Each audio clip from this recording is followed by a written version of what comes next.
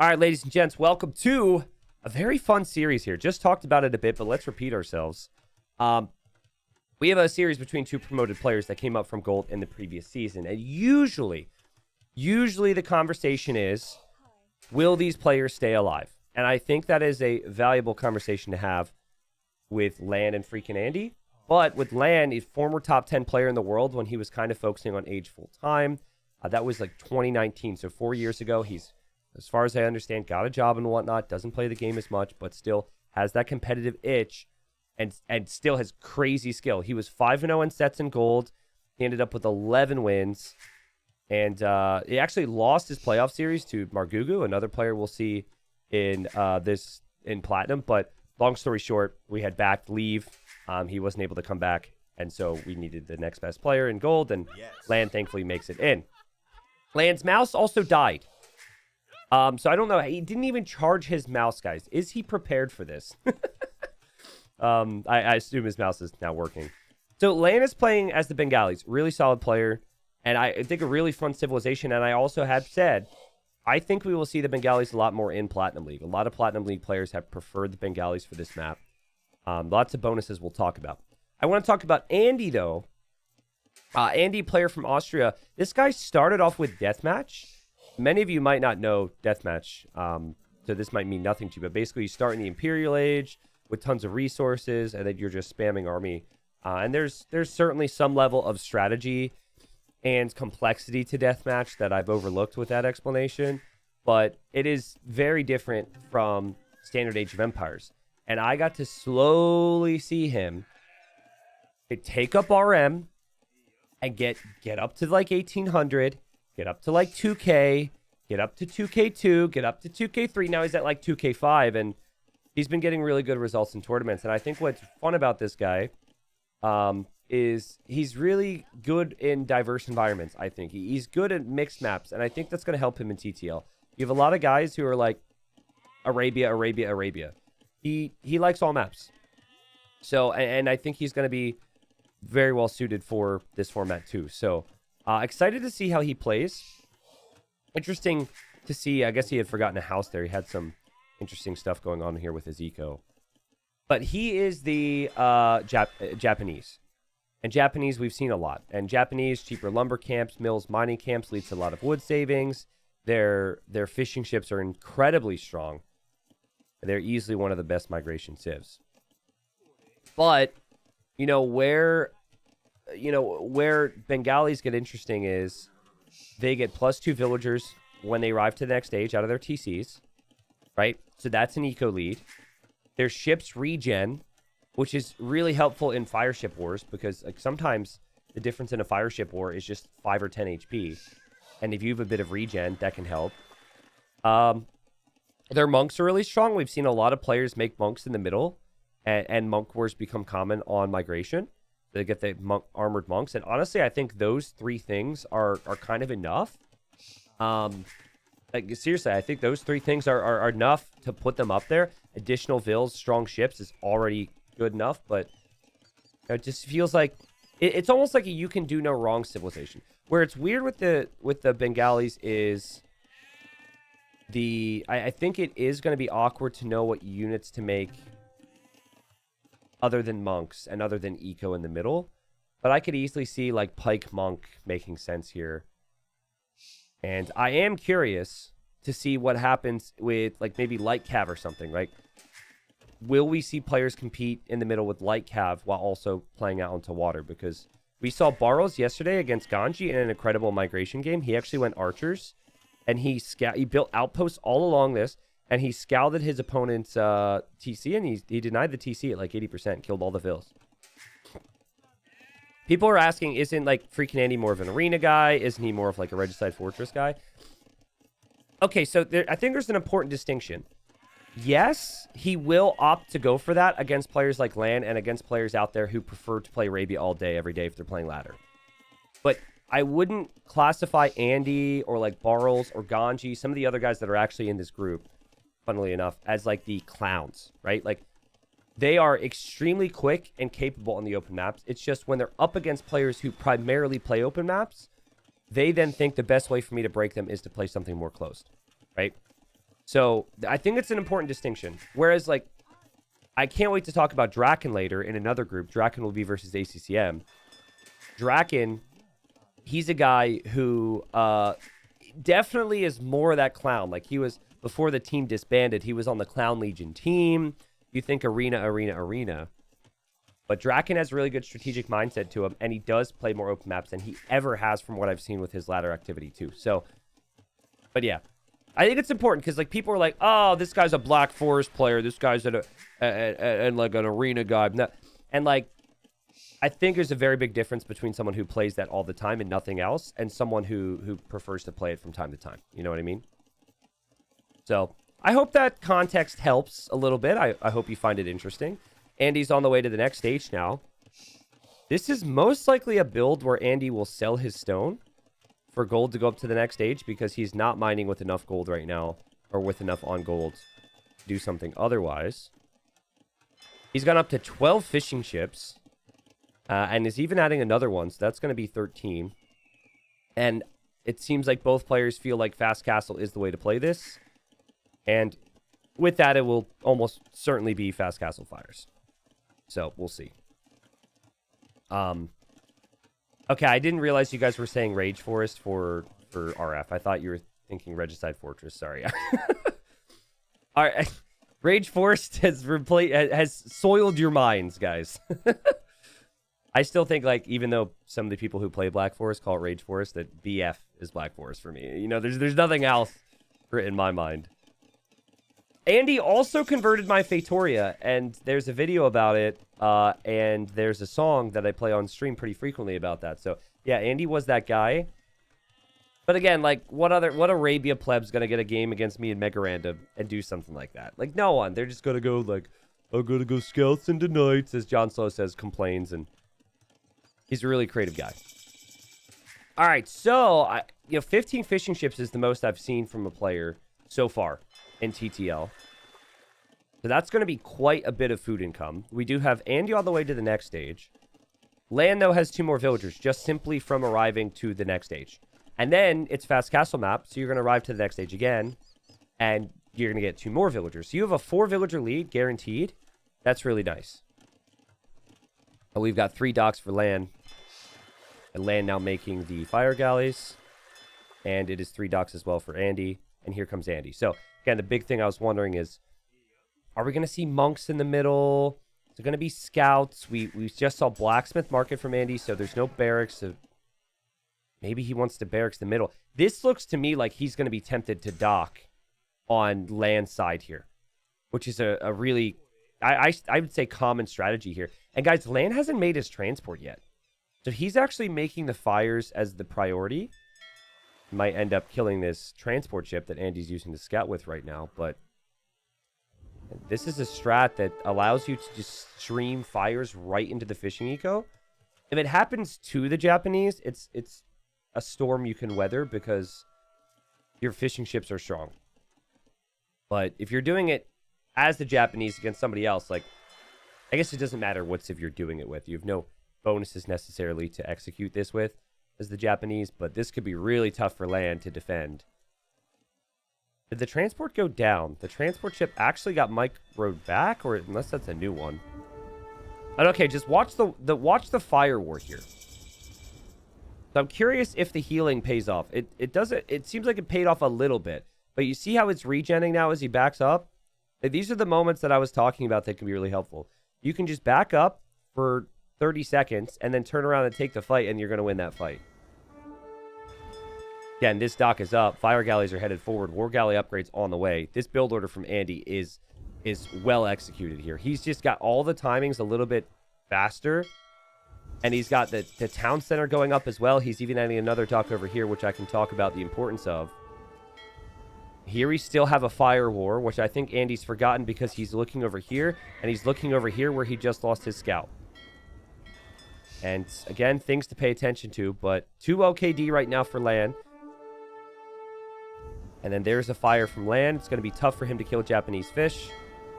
It seems like Andy will defend there. But this is where Andy starts to feel like he's going to win this game. That one fire ship, the forward dock, is finding so many fishing ship kills. And then here, obviously, you just have to defend. And he's doing a good job at that. A TC does complete. Scout goes down for land. So now you've got the second TC up faster. And you've got 15 fishing ships versus 7. It feels like Andy's done everything that he would have wanted here. And I haven't seen too many games with the Bengalis yet, in all fairness. So I don't know if there's some slight tweaks that need to happen here. But on a map where you're kind of going for the same things, obviously getting the correct position in to kill fishing ships, and then getting your town center up faster, getting to the castle age upgrades faster, all that stuff has really worked well here for Andy, which I think shows that he's definitely been practicing. I don't think that there's any doubt in my mind with that. Because this is a player, he's going to look at his series and say, this is another promoted player. It might only get more difficult for me. I need to get all my wins now, or get as many as possible, obviously. Okay, so lots of ding-ding-dinging. The 15 fishing ships, that's one thing. But what's epic here is that... Oh, okay, I thought that would be fishing ships. Well, I was going to compliment it, but I love the redocks where the fish is much closer. It's actually pretty inefficient right now. LaaaaaN is... He is more Navy right now. He's got 3 demos and he's got 13 fires versus just 13 fires. Doesn't really have a ton of food eco, which could be an issue. And there's the TC. And I'm pretty sure Andy wanted to build something there. I think he wanted to build the TC there or something. Yeah, I think he just got the resources back. So, excuse me, there's already a TC going up here, villagers. Can you please move? I mean, they're looking at all the water here. There could be big demos here. LaaaaaN needs to make progress. This is progress. And now Andy's like, guess we'll make a siege workshop. That was kind of funny. Like, I think it's looking worse for LaaaaaN at the moment. But if LaaaaaN starts to overtake on water, this becomes a bit interesting. So he needs to be overtaking on water for this game to go well for him, because he is going to be behind on land. He did see this, so he knows there will be a siege push, and he'll add siege now. As I say, LaaaAN's coming back on water, though. LaaaAN doesn't have a single fishing ship now. And the Eco KD is just brutal. It's the Eco KD, but then it's the fact that FreakinAndy's been on the town centers faster and is actually overtaken in the Vil camp. I mean, these fishing ships, you better start planning for life without them right now, Andy. This isn't looking too hot. I mean, one demo, though, and suddenly he could stabilize with this. So easy to let your guard down if you're LaaaaaN, because you've got so many other things, and you just get rocked by a demo here. And yeah, 3 of your ships are now weak. Still, though, you know, Andy doesn't have the numbers. Fishing ships are right there. Andy also looking here. And then, obviously, the siege push is going to be happening here as well. So there's just, like, a million things happening at the same exact time. And it feels like players are not able to prioritize all 3 moments at once, right? And so LaaaaaN actually gets the edge there with the defense. And LaaaAN's going to kill... They're Japanese fish, but LaaaAN can kill all these fishing ships if he continues in here. He needed this. Also still has a navy here. So, yeah, like... I mean, the score also would have me freaking out a little bit if I'm FreakinAndy. I mean, I'm pretty sure he's freaking all the time. But LaaaAN's also adding more fishing ships behind this because he feels like he's in a position to maybe attempt that. Eco kills evening out a little bit more. Still... Some fishing ships will remain, but shows how strong Castle Age fire ships are against the fish. And here we have siege push from Andy, and oh god, Castle's on the way up from land. He's just got this little smudge, this little tiny area of land, and he needs to get this castle down. And Andy was able to get the hill, meaning he could get another shot off there with his Mangonel, meaning it's just 1 for land now, and it's just 1 for Andy. Plus Andy's got monks. And he's going to try and use those monks to convert these villagers. And, oh, man, like, if this castle goes up, I think he's fine. If the castle gets denied, then this could mean that his way back has just been denied. And Andy was such a good job here. It's like the timings have been really quick with everything, and he gets a big shot there. And he now has 30 seconds to get redemption. And the second redemption's in, he can convert enemy siege. There's also only 5 villagers that could build this castle, guys. Because the rest of his villas are over here. And I'm sure that Andy's going to be coming in pretty soon. Oh, never mind. I'm going to say pretty sure Andy's going to be coming in pretty soon with some more Navy, which he still may do. But, wow, interesting stuff. So, okay, now Andy can convert siege, but it's good for land. He's got the castle up. It doesn't fully protect this area still, but it does give him some safety. But the big reason the eco count has evened out is because land killed fishing ships while also adding 12 of them. And they're all over here. That's really rare. You don't normally see players add that many fishing ships if they haven't completely won water. This is going to transition towards land, though, obviously, where Andy currently has the advantage. And it's funny how that worked out, right? Like, one player had no fish, other player then had no fish, and then the other player's back to having fish, you know? It's not often you see that. And, well, Mangonel went down here to the Mangonel from land, but then the monks, man. The freaking monks. This is going to be a nightmare for land. And he deletes the Siege Workshop. He doesn't want to donate that Siege Workshop. I mean, where do you go on land at the moment? You're probably going to still lose this TC. He is making Ratha, but I think this is him making Ratha being like, I hope this works. I don't think it's necessarily something that he has high confidence in. Nice kills there again from land. And still branching out down here. Still has Navy. He could control the seas. This could be a race to Imp. And a race to Imp and Trebs. That's what frequently happens from here. These villagers, that's a repair hotkey repair. They will always go underneath the TC, which is not what you want to do against Mangonels. Bit of a mistake there. Ratha show up. This will surprise Andy. Andy does convert one. His monks were out of position to convert the rest. And good to know that land knows about the melee mode on these things. It's a bit interesting. He's researched Bodkin Arrow, which would help with the ranged mode. But he's used the melee mode. And yeah, this is going to be a race to Imp right now. Land still able to defend on this side. Land still has Navy over here. So Land still has those 12 fishing ships. And now Andy's trying to race to Imp as well. It's big old market game. But the monks! No, you never do this. You never do this, Land. This is horrible. Horrible decision. Oh my goodness. Now there's 4 Ratha available for FreakinAndy. And yeah, I mean, the second he started making them, it felt like desperation. I think he should have tried Lightcap. It does require the barracks. It does require the stable, which is maybe tricky when resources are, so tough to come by right now. But I think Lightcap is the play you've got to go for there. Instead of a unit that doesn't have any bonus damage against monks, that could be so easily converted like that. And actually, like, again, these things will have Bodkin Arrow as well for Andy, which isn't too bad. I think Land's still got a pretty decent chance, though, funnily enough. He's still defending on water. It's been a really close game.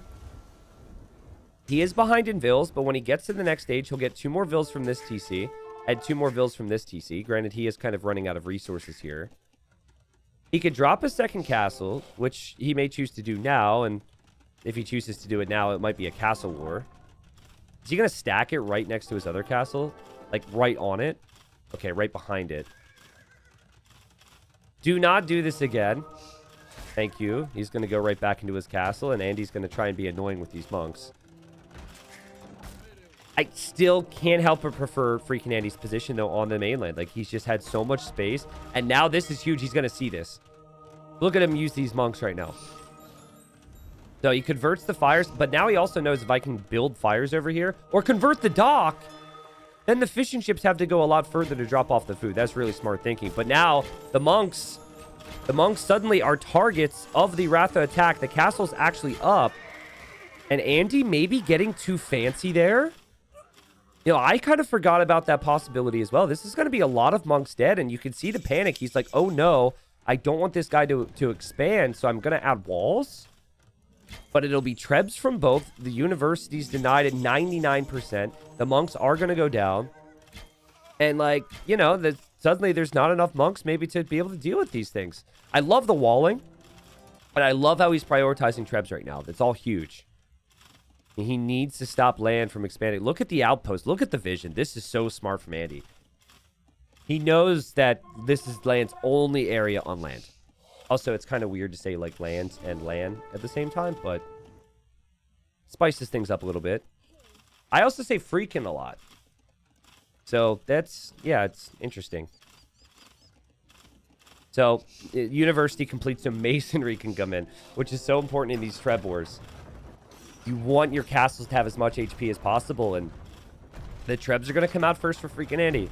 He's a civilization that has the superior trebuchets if he researches the unique tech, which he hasn't, but he could. And he's got more access to stone, and he's got more access to anything he wants because he has mainland control. The stone was here for land. He doesn't have it anymore. And the only stone he can really see or possibly take is this, but this is not looking good for the Spaniard here. There's just so much expansion from Andy, who will treb this castle down. It's just a matter of if Andy keeps his own castles up. But Andy can still make more trebs, so he'll have more treb numbers. This is just a treb war, and now the monks aim to get conversions. And it feels like that's enough conversions where you're happy with it. Yep, he's now got more units than land does. And land can't produce anymore because land doesn't have the castle anymore. And the trebs here are going to treb the trebs from land. The Ratha have switched to melee mode to then attack the trebs. And the GG's called, and FreakinAndy takes the first game. And honestly, to me, I could see land. I could see the level that you know is there for him. I could see it after things went wrong in this game. That's basically the way I see it. It was great execution from Andy with the forward dock and the town center. Great positions that he gained himself. And then LaaaaaN had a couple oh crap moments, and he did a really impressive job to come back. I did not think that this game was going to be as competitive once Andy got the forward dock down and once he, started the ball rolling faster on land and water. It just normally doesn't happen. But, it was good recovery from land. The problem was the initial buildup. He did not see this dock, and it found value. He lost too many fishing ships too early. He then found the TC spot, which was very awkward, right? It was a TC spot you place because you're not sure on where you can go. And I think the greater Vil count and greater vision in the middle from Andy was what he worked with here. And I think Andy, even though Andy kind of allowed land back on water and land killed fish and then land added more fish, I think you're okay with someone having fish at this stage of the game on this map if you have this much vision, right? Like, he's got vision over the entire map, has so much control. So it's a good game. The LaaaaaN fell behind, almost brought it back. Andy then held. And we'll move on to LaaaAN's home map next. Again, I cannot state the importance of how important these games are, right? It's $40 per win, which is obviously really nice. I've never experienced that before. But it's also staying alive and getting as many wins on the board as possible in a really competitive group. Andy did have more of every resource there. It was actually just the trades and the kills that LaaaAN was getting that was really, really strong. I still wonder if LaaaAN would have maybe tried Light Cav instead of the Ratha. I know the Ratha felt natural because he was only spending wood and gold to make them. But I wonder, even a combination, would Andy have been able to have held as much control on land there? Because he was basically just using the monks. Again, just to show you both these players, similar speed available. All right, so here we are, game number 2. And it feels like needs to be a bounce back game here for LaaaAN, right? Because if he loses this game, he's then down 2-0, and it's on FreakinAndy's home map. So that's how things should play out. Again, I was surprised that we saw players pick Golden Pit. It's a little risky with all that golden stone in the middle. If you don't get a hold of it, sometimes it can be hard to come back.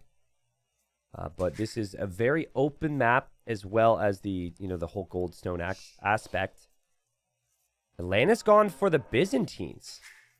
So, Byzantines a really good choice if you can't take the middle because of their cheaper skirmishers, pikemen, and camels. Byzantines always feel like a civ that you can do no wrong with. It feels like you can counter almost anything.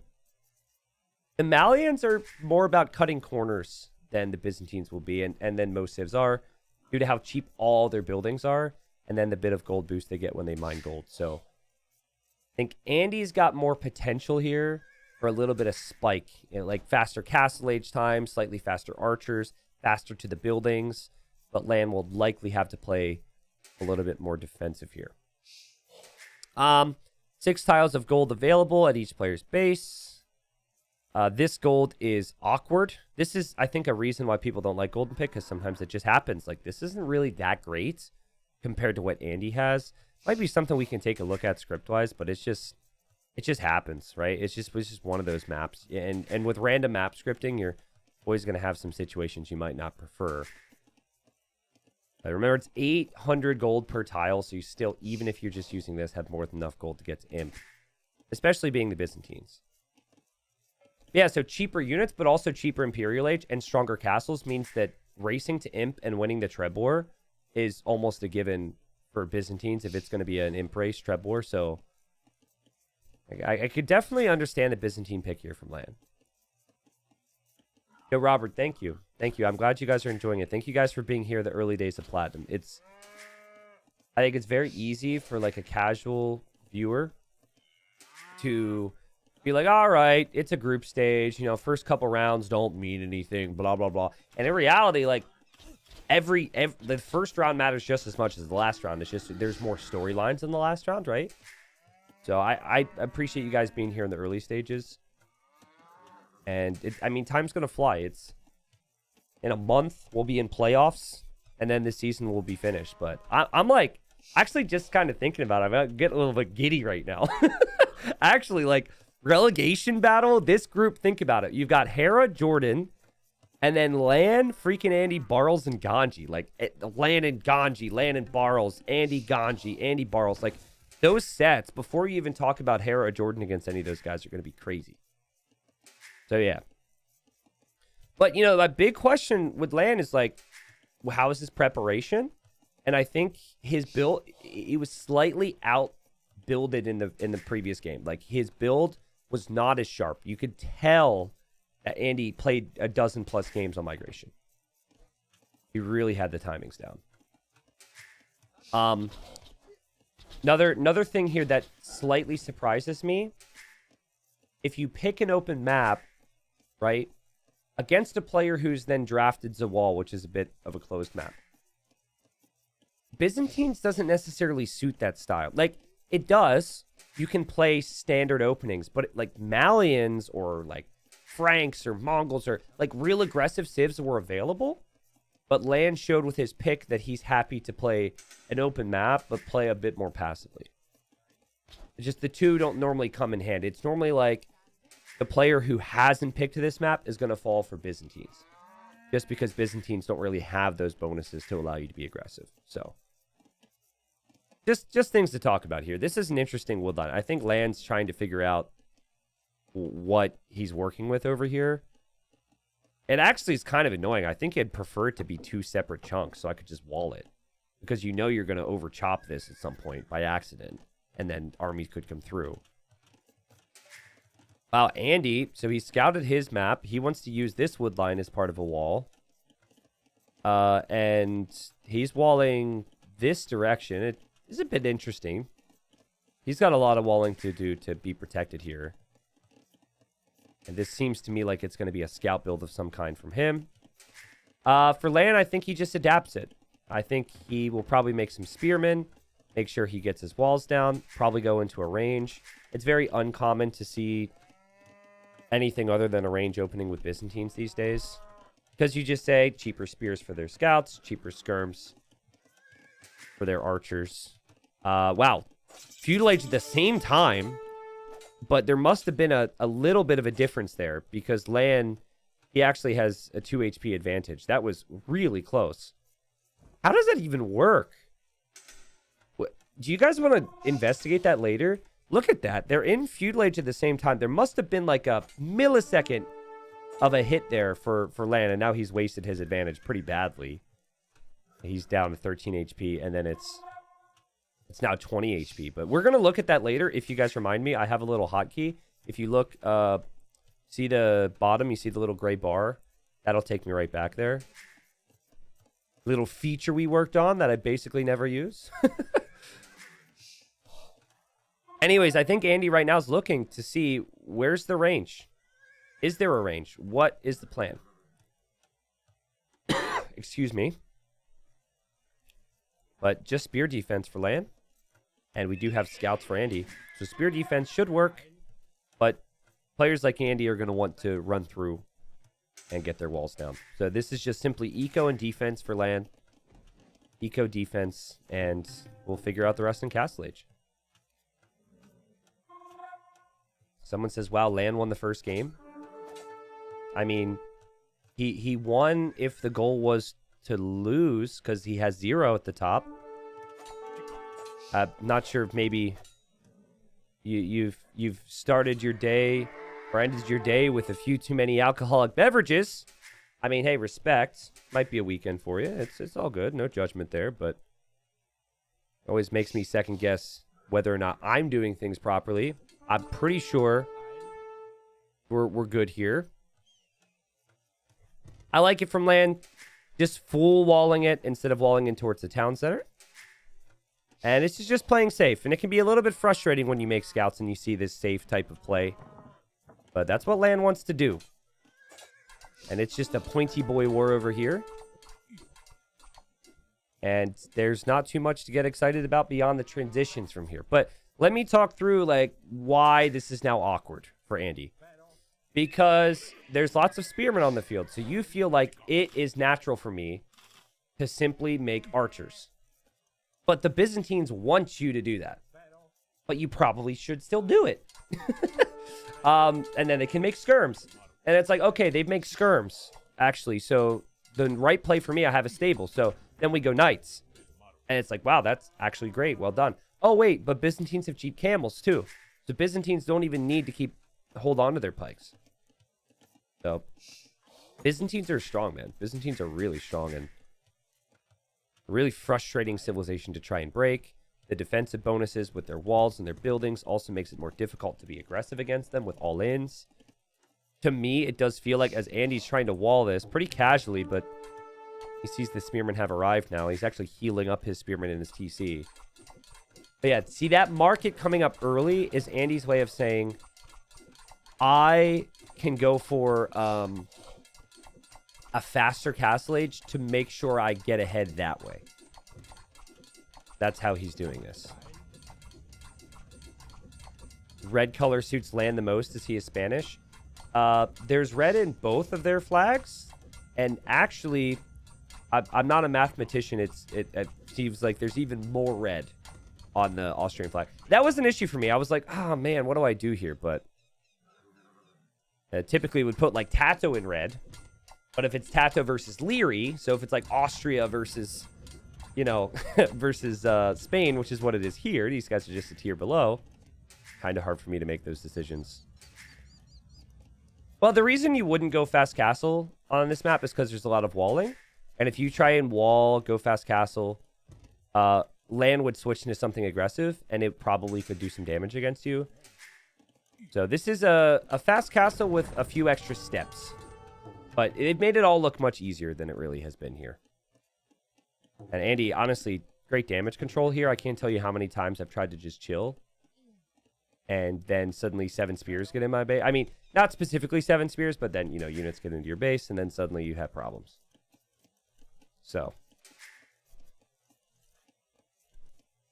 Andy always picks orange. As you can, that little orange 8 at the bottom right, he always picks orange. But I'm pretty sure he plays with team colors, so on his screen he's probably blue. It's the classic trick to make it harder for the enemy to see you if they don't put team colors on. And I don't like to use orange. I don't think it's really a great choice, so I just changed him. And LaaaN's been choosing blue, so. Alright, so LaaaN did add a stable here. He's looking around, and he just wants to scout the map. He knows this will probably go late game, so different areas to move around. Looking for relics. Is rewalling, or is walling this. It seems like he might town center this, actually, because he's left this open. That would be my guess. Hasn't really seen if there's anything new at Andy's base. And Andy's just going to drop a second town center. He had sold 100 of his stone earlier to click up. But honestly, I foresee him just buying it again. Which seems to be really common these days. This is a good trade. This is a good trade. You kill 2 spearmen with a knight, and now you have a monastery, so you can actually just heal up Also, scouts are going to encounter each other over here, which is kind of funny. LaaaN notices that, though. LaaaN drops the TC on a stone, so this is with intention to build a castle. And we'll see if Andy wants to do the same. Maybe a TC here would make a lot of sense. But yeah, TC will be up. I mean, in theory, Andy could run underneath this TC with stuff, so I think full walls is still the safest play, but it's obviously not a big deal. Nice job there from LaaaN. Kills one of the scouts. That's the first unit he's actually killed all game. And he's got a couple camels patrolling the middle. I mean, that could be where you build a TC as well. But the difference between Golden Pit and Gold Rush is if you make the TC in the middle, you are at a disadvantage fight-wise because you are at you're doing more damage with your or less damage with your attacks and receiving more. But I suppose if you TC here, it's not like they can hit you from the upper area too easily. So, like obviously, town centering here would be a disaster for Andy because then it's just an easy target. And there's the third TC. So yeah, bought the stone, drops the third TC. This is the type of game that LaaaN wanted. He wanted it on land. He wanted no water aspects. And this is just like transitional eco play.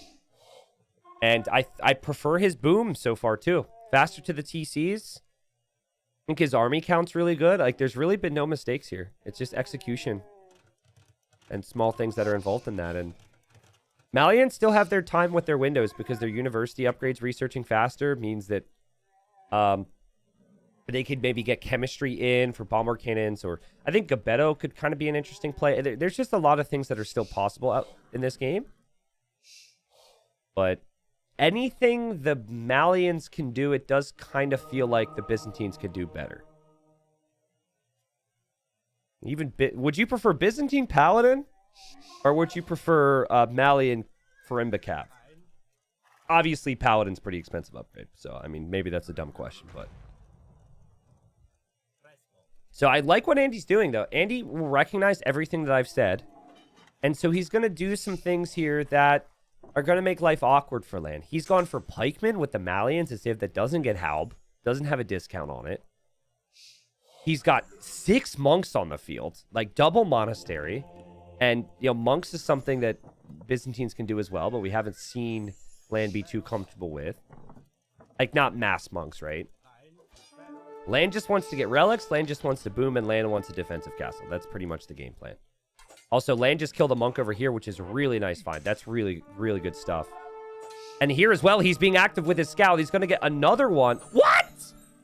Okay, something's got to be done. What's going on with conversions? How does that... That's a scout. What's going on? This is why people complain about monks. That's a high-level play from LaaaN. Doesn't get rewarded for it. In the end, though, I think he'll be pretty happy with how the situation has played out. This monk is still weak, and it still could die. And there could be a castle coming up towards the middle for LaaaN in a second, who just decides they've got to fight here. The camels should be converted. Right, camels don't do much damage versus monks. The monks had a lot of time there. Monks are now falling apart for Andy, and oh man, it's a lot of gold down the drain. The monk in the north, the monk here. He's still on 6, but this gives time for LaaaN to push forward, and I think just go for a safe castle here. You don't really need to push it. You've got Andy reeling a little bit. So just place that castle here. His stone needs to be dropped off. Come on, 4 stone here, LaaaN. Drop it off. Drop it off. There he goes. Dropped off naturally, so he was patient. There's pikes out there from both. It feels like the army's counts could swing because of the conversions, especially since Atonement is in, so Andy can convert other monks. And the castle foundation isn't going up yet. Now the castle foundation's on the way up. LaaaN doesn't have that many villagers here. He only has 8. But he's placed a castle that just he wants to fully control the middle with. I could see this getting denied, guys. I could easily see this getting denied. It's Andy, and Andy's got a lot more monks on the way. But maybe not. Maybe not. No, there's still some monks he's got to pay attention to. There's some army. Nah, the castle's just going to go up. Still, units are going to get converted. But now you've got to think about some other way to get access to the middle if you're FreakinAndy. And I think that way is Imp. Byzantines have the cheaper Imp, so best of luck with it. But yes, I think the way has to be Imperial Age. And so he's going to probably stall out Vil production. He actually did a great job with farms this game. I just want to quickly check res collected. Yeah, his food eco, his gold eco has been really strong. He'll drop his university, which will be a second building. You see him transferring more villagers over to the stone at home. So he'll likely want a castle up on this hill and then bomber cannons to push here. But I mean, LaaaN recognizing this, as we're about to see him get relic number 2, and he already has 3. You know, he realizes I need to just click up here myself, and he does click up. So it's pretty close times here. And just to clarify something, just so everyone knows, because if one person says something, I always feel like I need to respond to it, because there might be other people who aren't chatting or whatever who think the same. A reminder, it's play all 3, regardless, okay? Always play all 3. All games are always played in TTL group stage format. So even if Andy were to win this, we still do see that third game. And that third game is important because it's every win counts. You play 5 rounds, and at the conclusion of the group stage, you see where you place in the bracket or in the group. Yeah, someone said like the natural thing for best of something. It's like, looks like we're going to see a third game because LaaaN is playing really good. And like, that's why I mentioned it. Yeah, obviously we are. But it's play all 3. Which, it's also very nice for content later because it doesn't spoil anything in the YouTube uploads, which I think people like, right? Fun fact, FreakinAndy has a brother who plays this game who is very good deathmatch player named Freakin' Chris. And they will play they play some like team tournaments together as well. I think that's pretty cool. Oh god. Oh god. Andy's so good with monks. You can tell he has them all control grouped 1 through 5 or whatever he's doing. Because it was like instantly on different targets there. Alright, so double castle from Andy. Chemistry's research is faster, which is huge, and you've got, you know, enough to make tons of trebs. Oh god. Okay, monks are going to get very confused here. Which god do you choose? I mean, in the end, they're both going to lose a lot of monks, it feels like. But atonement's in for both, obviously. And still gold available to mine in the middle for LaaaN. We are going to have trebs and bombard cannons be the play here for Andy. Now, Byzantines get redemption, so they can convert the bombard cannons. But then their monks can be converted back. So it's a tough little game where basically you need a lot more on gold, and that's what he's doing now. I get the 4th TC on wood and food, so you can get a massive economy, but I think he's needed to have more on gold here to really make use of the fact he's in the middle. Okay, that Treb needs to back away. Gebettos could kill that in an instant. I've never associated LaaaN with good monks. Like, he knows situationally where to use monks, but some of these new age players like Andy and Ganji, a lot of the guys who might play like Black Forest more or closed maps, they are the guys I really favor in the monk wars. So you do have the RNG aspect, so you don't know how the conversions are going to swing because monks are a little bit random. But may the best player win here, as we have 3 trebuchets for Andy on this castle, and it's just 1 treb in defense right now for LaaaN. And he wants to go bombard cannons, but the chemistry upgrade being in so much faster for Andy has swung this, and Andy is really snowballing this at the moment. And he is mining gold next to all this, and he could bring tons more villagers once this castle's down. The Gebettos are also a great choice here, guys, against the pikeman play. It is pure pike and monk right now from LaaaN. I think Gebetto and monk might just be superior. That castle will fall for LaaaN right now, as he's probably like, are you kidding me? I'm Byzantines. I had the middle. We took this towards Imp. This is supposed to be a civ that I can do no wrong with, but the Gebetto is such a good unit. And here comes another castle from Andy, and he's just going to slowly push. Now, in order to continue this push, he will have to push up this hill eventually. But right now, he can actually still just, like, kill everything in the middle because this castle isn't protecting anything for LaaaN. I think LaaaN didn't want his second castle to be at the bottom of the hill, which is why he chose this. But yeah, LaaaN has to be converting Gebetto because these units just cannot be stopped right now. I think you could, in another map, drop archer ranges and think about going for Arbalest But it might be too little too late. The snowball might have already happened, and sometimes it's tough to tech switch. Yeah, there's the ranges now. So he's like, all right, let's try and go for range units. We'll probably see Bracer come in too. But, I mean, credit to Andy. He's got way more on food than LaaaN does. He's killing all these villagers now. And he's been able to get it done. You know, get the push done anyways, despite not having access to the middle for a while. Yeah, hand cannons could be actually a really good choice. So actually, that it might actually be what he's doing out of the ranges, because chemistry's already in. But this group of Gebettos has 40 kills right now. And LaaaN needs to find some type of response. Something needs to change. Because the monks and the pikemen was not the play. It's a comfort thing with the Byzantines. I don't think he expected the Gebetto here. Yeah, and there's crossbow. There's some upgrades out of these ranges, so LaaaN's going to start making archers. And I guess the problem is archers in mass are going to be great against this, but what are you going to have left? What type of control will Andy have by the time you get those units? And then Andy's a step ahead of you. And then Andy is able to go for things that could maybe deal with those arbalests. This is just a clinic. Andy, 40+ villager kills.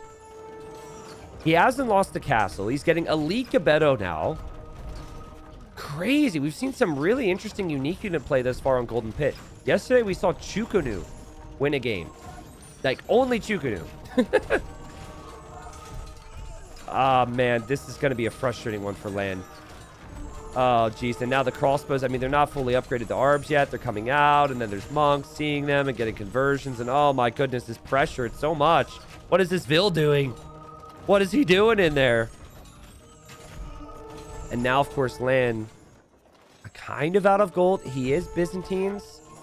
So you can make units like skirmishers and pikes without gold. But I think Gebetto would actually deal with all of that. It's a high attack unit. And I can't wait to see how many conversions Andy's been able to get in this game. It's ridiculous, man. Like, every tournament we have, more and more of a conversation about should monks be nerfed. Basically every pro thinks something needs to change. It's just people have really figured out how to utilize them from the charge, like how you can kind of charge with them, to combining them with one support unit, or having them be a support unit with a main unit, I guess. And Farimba, +7 attack on the Cav soon, and it's going to be Light Cav, and Light Cav alone could win this game. I think LaaaN's staring at his screen like, are you kidding me right now? How? Like, is he hacking? Like, how does he have so much? How did he have so much army? How do you have so much stuff? It's because Andy's been booming like a madman. Guys, look at this economy.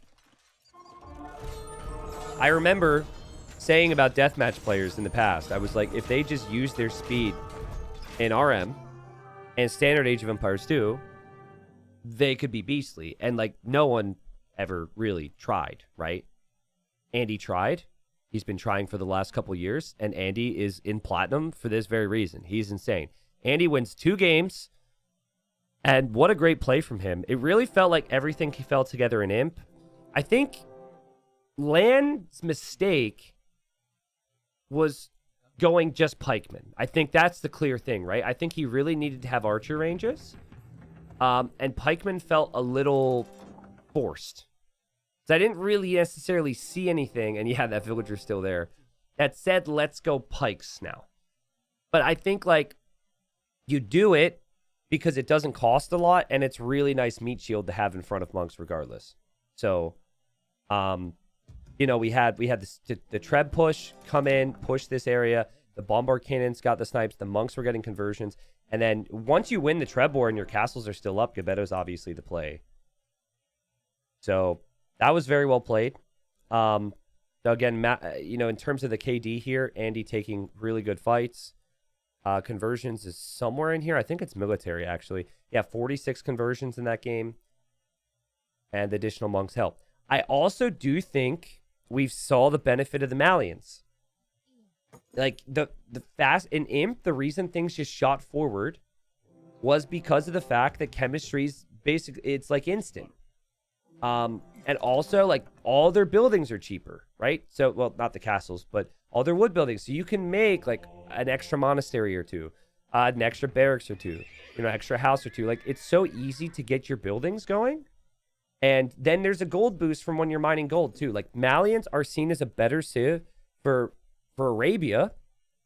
And this is an open land map. It just happens to have the golden stone in the middle. But Malians also have that timing, right? That timing. But I really felt inevitable the land's going to win. And then you look at this eco. More of every resource. But even like, let's go back to before we knew he was snowballing it. Like right here. Okay? He's got 3-2 on relics. Res collected. He still has more of everything except for food in this instance. And then obviously it's like 35 farms versus 32. But I'm pretty sure you go ahead. And he's up to 38 now. He's still at 32. You go ahead. It's at 42 versus 33. Like he's still doing some of that stuff while the fights are happening. Okay, so I wanted to look at this again. It feels like a non-factor, but I wanted to see this because they both apparently hit Feudal at the same time. And I wanted to see, one of the players had more HP. This is at the very start of the game, just the extra content here. Slow-mo it. Okay. This is funny. So they're about to hit Feudal, like, in a 1/10 of a second.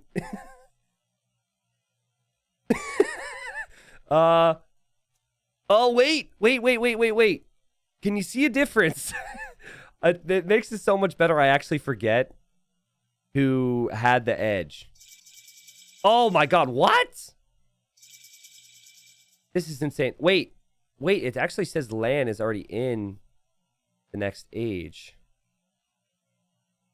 It feels like his sword is down lower than the other one, but it could be the angle. Could be the perspective. Yeah, and then LaaaaaN got... Basically, I think what happened there is LaaaaaN got a hit with Feudal Age being in, and Andy's hit registered as a Dark Age hit? Well, that's funny. Hold on. Sorry, this is important. Nope. Oh, God, this is so... I need hotkeys. Oh, my God. Hold on one sec. Okay, so at this stage... Andy still hasn't done damage to LaaaaaN. I want to know how LaaaaaN only took 3 HP of damage. It's like, when does the hit register? Okay, so the hit registered, I guess, somehow before he hit Feudal Age. And then LaaaAN's hit registered after he hit Feudal Age. So, yeah, that was fun. But I mean, I don't know if I've ever seen timing like that. It's the Feudal Age timing and then also the scout timing. Let's just appreciate this one last time before we leave the game. Oh, God, I went too fast. Never mind. That's the end. Okay, next game. Alrighty, so final game in this series. And I think if you win this one in LaaaAN's position, you're suddenly like, phew, okay, this isn't so bad. You get 3-0'd. It's the 3-0s that you really look back on at the conclusion of, of your time in TTL after you're relegated and say you should have avoided. LaaaAN's played good. Game 1, fell behind, came back. Game 2, I think, had a slight lead. But Andy, he's been good with the timings of everything, right? In the migration game, the positioning of the dock, the TC, the fires, got a snowball lead. And then early Imp actually has been huge for him, if you think about it. Early Imperial Age is what has won in both games. But it's not like the games have looked like there's been a whole lot in it, in the mid-game. LaaaAN's gone for Spanish, #1 pick. And when the last time I saw the Spanish, Nikov was up against Winchester in the decider, playing as the Spanish versus the Portuguese. And he went for a castle. He made 1 Conquistador after running through, freaked Winchester out, because you always think it could be more than one. Like, who just makes 1 Conquistador? Went fast Imp and went for missionaries with Inquisition, which is an upgrade the Spanish have available, which makes their conversions faster. So, I mean, what better tech to beat Andy with monks? That's what I say. Like, Andy's been doing a really good job with monks, so just, you got to get a tech advantage. It's either pick Teutons or pick Spanish. So, yeah, I guess we'll see. But, I think Bohemians don't necessarily have to go for the monk play. And I think we're going to see the wagons, guys. Because the wagons throw people for a loop. And the last time I saw Bohemians, I recall, I think it was Dragonstar. And it was against Turks, so it was against the Gunpowder Civ. And in the build-up to it, I was talking to my viewers. I'm like, listen, the wagons have so much HP, and they have lots of pierce armor. Ranged units don't do anything to them. And Slam went full Janissary. And Dragonstar went full wagons, and the wagons couldn't be stopped. And I think if you think, well, T90, then monks can convert the wagons. You're stupid. What are you talking about? Yes, but that's big investment because you need redemption. You have to research redemption to convert them, which takes time and resources. So then, if you're just going to go fast imp, you don't have the resources for triple monastery and redemption. So you might delay your Imperial Age because of the existence of the wagons. You might still have a good Imperial Age, but then have other issues because of the existence of the wagons. I think wagons are the key. Not monks. I think wagons start it all off, and then wagons or monks or something else could finish the game. So just prediction. I think that we have a fast castle into a castle forward from Andy. But does not have to do that, obviously. Did you fix the bug that caused 2 relics instead of 3 in Gold Decider? Well, it's the only time it ever happened. We didn't fix anything. It's just really rare that it happens. So no, we didn't change anything to the map. Every other game, there was never an issue, so. Like, if it was something that it was prevalent, obviously, then we go in and fix it. But technically, we did not fix anything. It just, it was unfortunate. In those instances, if players see they only have 2 relics, they should just say, hey, I have 2 relics, and they just restart the game. Right? That just didn't happen in that game for some reason. Someone asked why pros garrison their villagers to kill boars. Pros will weaken the boar with the TC, and then kill it with the villagers. It's relatively new to our pro scene. It's been happening consistently over the last 2 years. It always happened in the past with some players, like on Nomad. But basically, almost everyone does it now. You can tell LaaaaaN's like, forget about that meta. I don't care. A site wagon needs to be a surprise. If your first wagons run into mangoes or knights, they're gone. Yeah, but you force an opponent who's never going to be going knights or mangoes to go knights or mangoes. I also do not think knights are good against them. If you make knights against my wagons, I back away and I add monks with the civ that has really good monks. I think it's a good... Let me just re-explain this. It is a good unit, and this might all change because they're changing the way the unit works. But this is on the previous patch, so until they fix the patch so the game runs properly, we'll be on the previous patch. I think it's a good unit to take initiative. He's not going to do it, of course. So he's just going to do something else, and then that whole conversation can be saved for another time.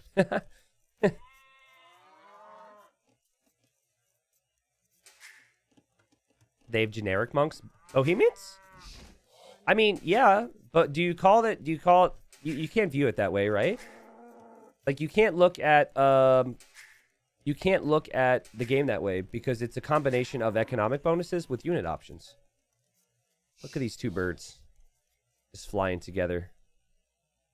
Right? Like, if they didn't have the gold mining upgrades for free, the way everything plays out with the civilization is different.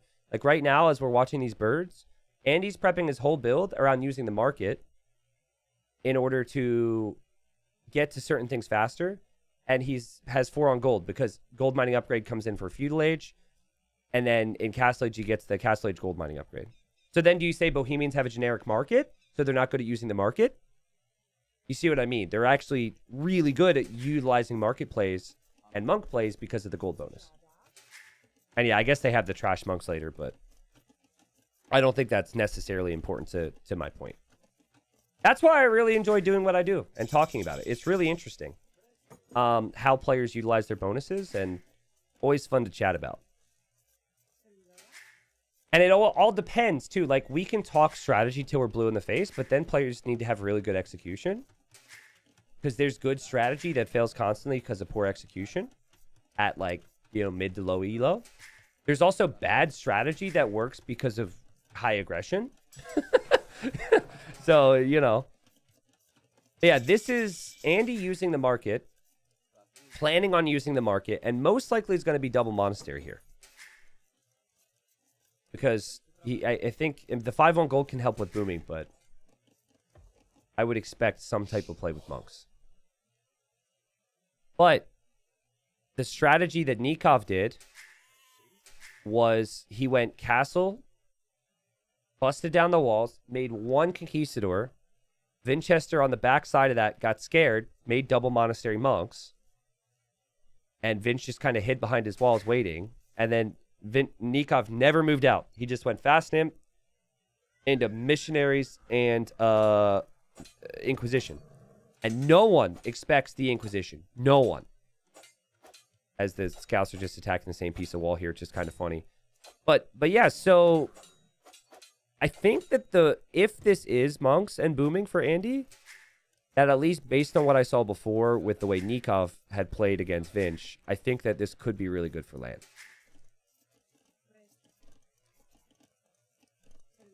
Nikov converted everything when Inquisition came in with missionaries. It was sick.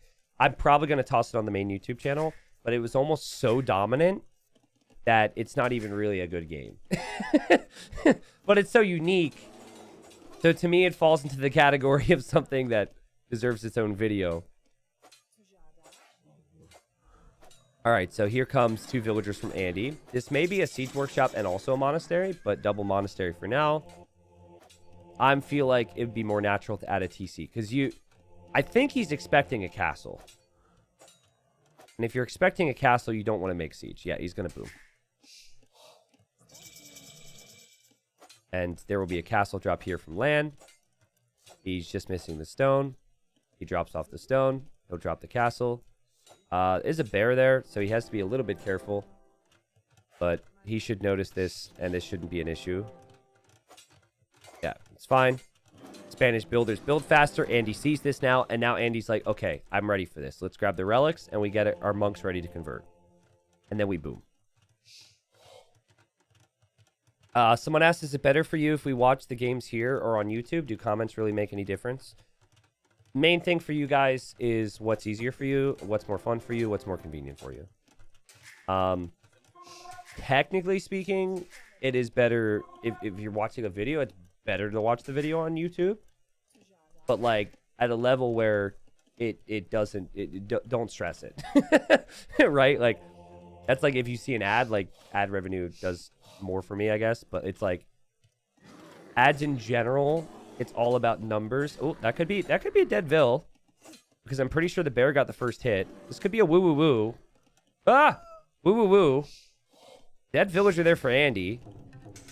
There's a bug where they don't get attack noises from wild animals, which we've reported. And I don't know if they fixed it in the new patch, but the new patch also can't be used. So we're having issues, and that's horrible for Andy. Oh, God, he lost a Vil. He lost his monks. His monasteries could just be taken out, and the conks have come in, and I don't think he was prepared.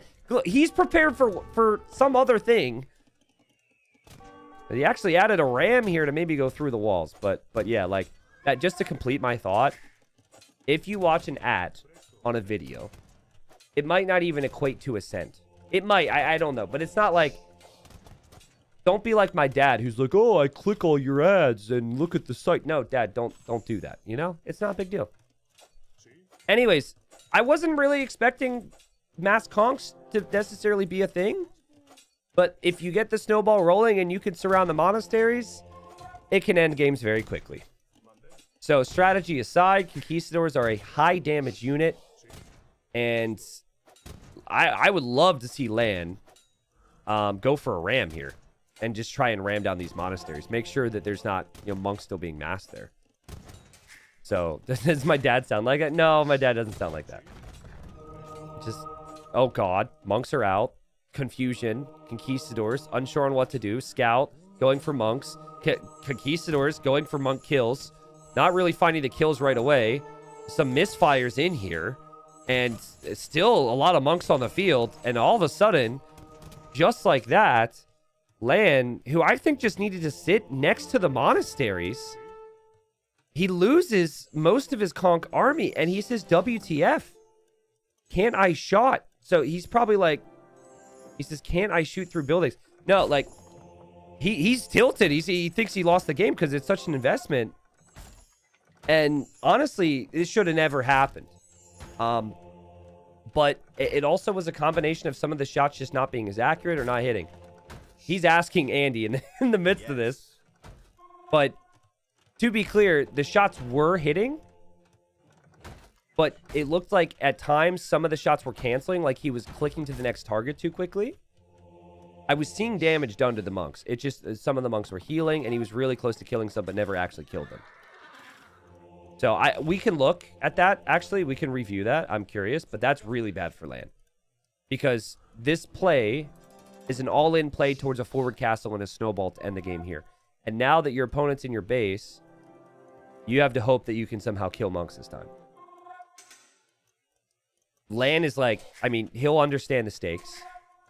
Getting 3-0'd here would be really difficult for him. These groups are insane. This is not gold anymore. Or he got 11 wins. And a great job from Andy to recover. I mean, again, Andy, though, with the monks, right? So now he's got 3 conks. He's got monks consistently producing, adding the 3rd TC. He's got a villager lead. And he's being a real pain. Actually, he might steal a farm and delete it here if he's got the APM after converting that vill. But no, he's looking at this! And the conks are getting kills! And there are still going to be some conks here, but LaaaN's right back, and he's like, why are your monks in my base, bro? Because guess what? I'm going to castle your face. And the vills have to come now, surely. Surely the vills have to come now. You can turn around and try and deal with this. But I would say that's only idling farms. Maybe it's best. This is still open. Another vill's going to get converted. But yeah, maybe it is best to just go drop that castle next to those monasteries. Here comes LaaaN. Again, there's still a hole back here. He's adding a 2nd TC. This game will still probably go late and be a game where economy matters. Because it's 3 town centers right now, and there's no sign the game's going to end soon. Atonement's in. So monks can be converted. Does LaaaN realize? He's pulled his monks back in the Conquistadors. LaaaN, what's going on here, dude? You're not firing. He needs to get his shots off, but he's going to get the kills on these monks. So, redemption story for LaaaN. It was painful for him. There will be more Conquistadors for Andy, and he's just going to ship these guys home. He will also have the time to make more monks now. It feels like a moment where LaaaN should consider dropping that forward castle.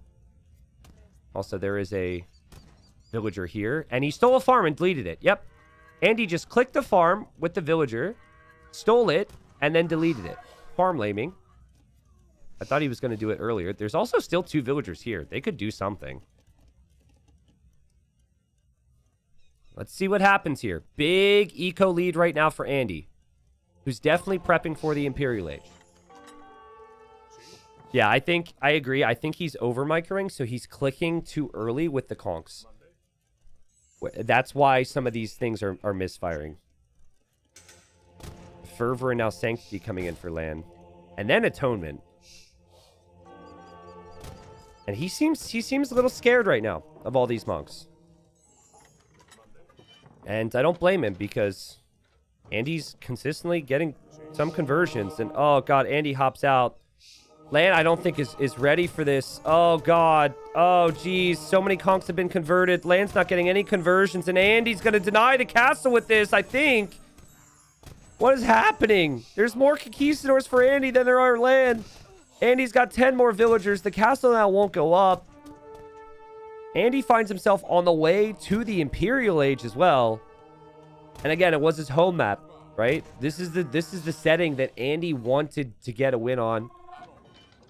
And he was able to win on the neutral map game 1. He was then able to win on LaaaN's home map game 2, and now game 3. I mean, he brought it back. And he's got a sick eco right now. And he has stone available, so he can build a castle to eventually trev this down. A backup castle is not what you need here. The whole push needed to go forward constantly. And I'm sure LaaaN knows that. Look at LaaaN's perspective. He just sees red little dots everywhere and outposts, which is probably really... makes you really paranoid. And Andy with these freaking monks, man. And certainly at this point, LaaaN does not have faith in his Conquistadors. There's a couple things I'll talk about, you know, as the Conquistadors are now going to deny this castle, which is just adding insult to injury at this point.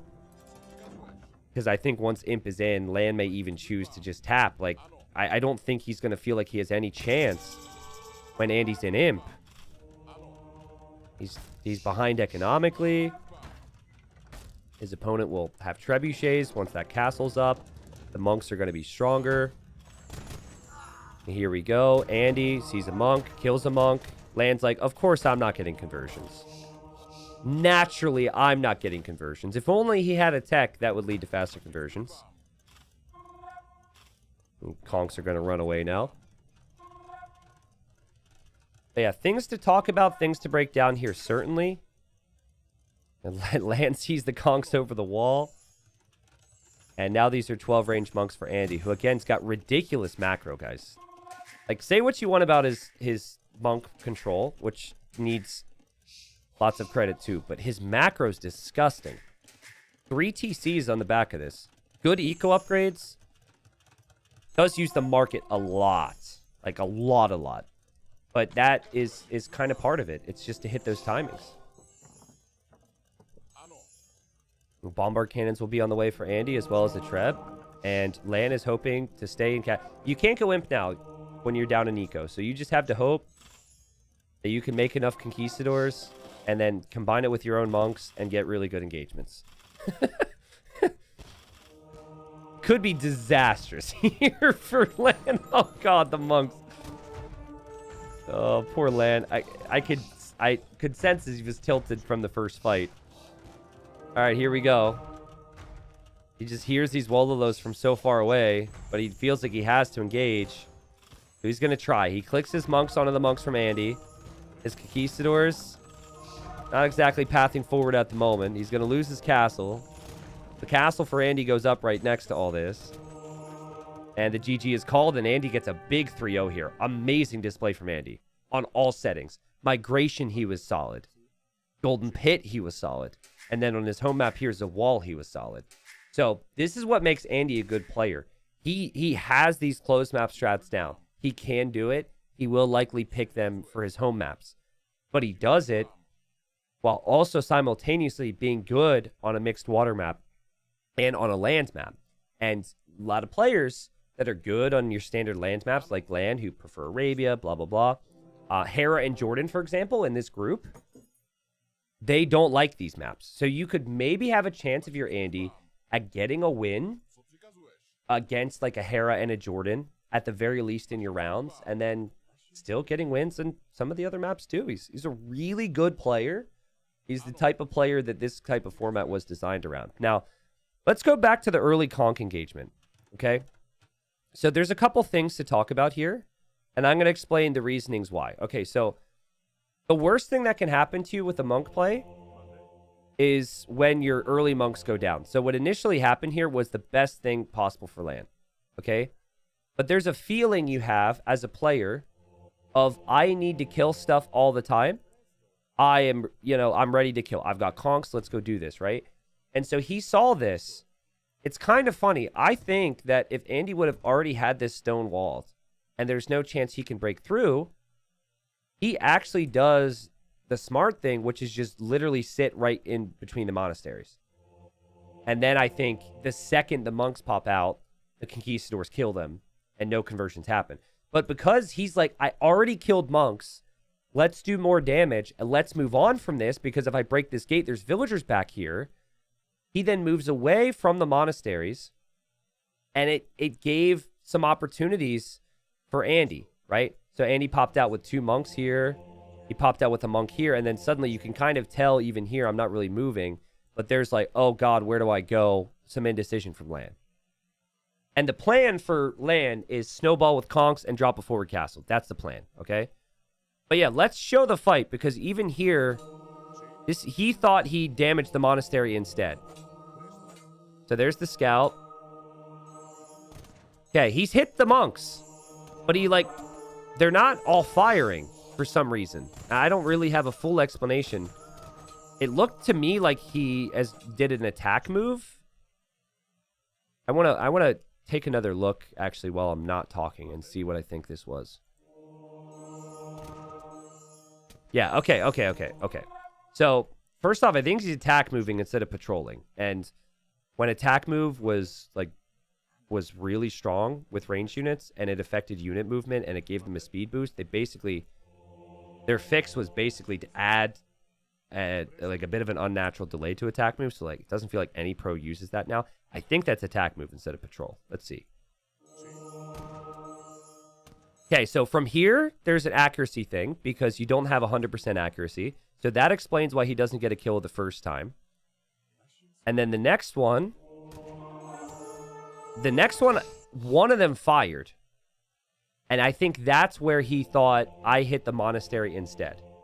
So that one, I can see why he's frustrated. I don't know what he clicked, though. I don't know how that worked. But the units stop, and then some of them fire and some of them don't. So that, at this point, I think it was still kind of bad. But at least here, I think you just focus fire. I think it's a patrol or attack move or something. Or stop, maybe, hitting the stop hotkey. I think here you have to go bam, bam, bam, and just work your way through the monks. But yeah, obviously from here, like, this is where things get bad. He's behind an eco, and he doesn't have a conch snowball, and his opponent has conquistadors. But yeah, my breakdown of it is that you always sit next to this monastery, and then you just play safe, drop a castle there, and Andy will have to do like a gamble play where he pops out with monks and hopes to get conversions.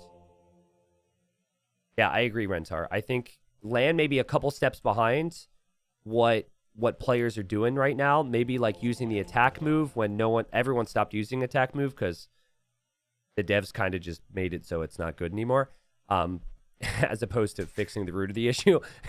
And then, maybe a little bit surprised by Gebetto's in game 2, maybe a little bit lackadaisical with his build order in game 1. But the reality is, first round for FreakinAndy's in the books, and FreakinAndy got 3 wins. And even if things went wrong for Andy, even if it looked like he was going to be behind, he was always next up with a way to come back, whether that be economy or the right units. So, well played to him. I hope Andy continues to kill it. And I hope LaaaaaN, obviously, is able to recover in his next series.